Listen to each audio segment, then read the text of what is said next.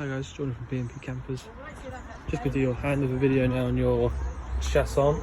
It's the best of 510. So if we start on the near side, we've got the, well actually we'll start at the back. So I've taken off the padlock that was holding on the end of this tube. So I'll just fit it basically with this nut underneath here. So if you want to get into that, you can actually take that nut off at the bottom and then take the outside out there, and then fill it up with whatever you need to.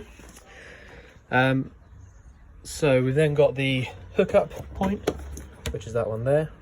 So if you're at home or at your campsite, that's where you put your hookup cable into, and that'll give you access to using things like your plug sockets,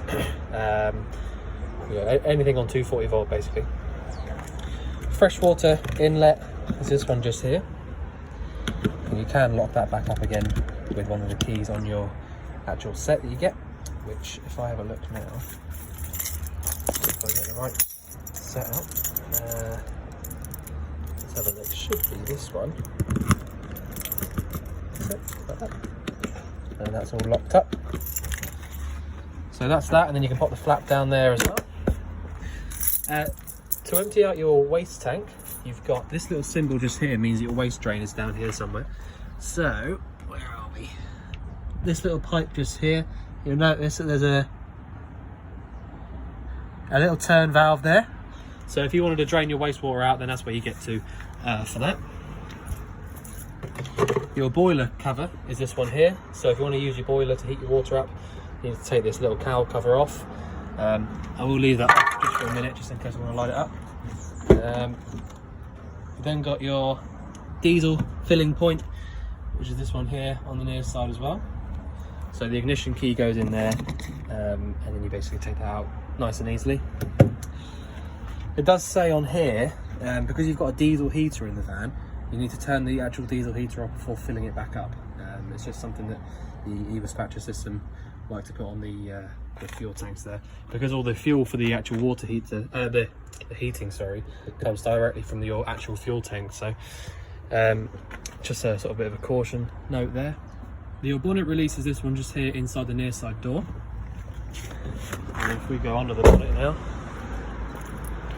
so on the left hand side here we've got the coolant.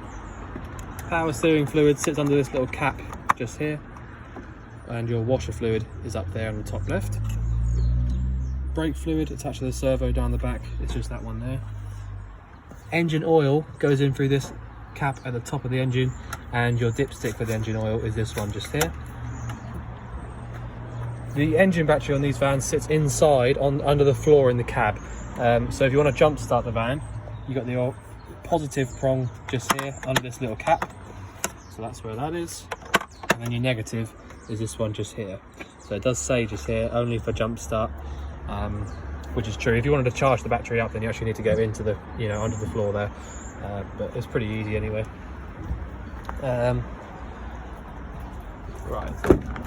In the actual cab, a few bits to show you. So you've got your nice Sony doubled-in head unit there, which is actually doubles up as your reversing camera screen as well.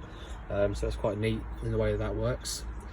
6-speed manual gearbox. Reverse is lift up on the back there, up and over to the top left. Air conditioning works from this switch just here. The rest of it's all just your heater controls, which are really simple to use. You've got a couple of 12 volt points just there. Hazard warning lights work off that button there in the middle. You can lock and unlock the cab from inside, which is helpful. A few little, extras on the van all over the place really. It's a nice spec van. You have got the Sigma alarm system, which is already there, but you don't need to use that to actually start it. And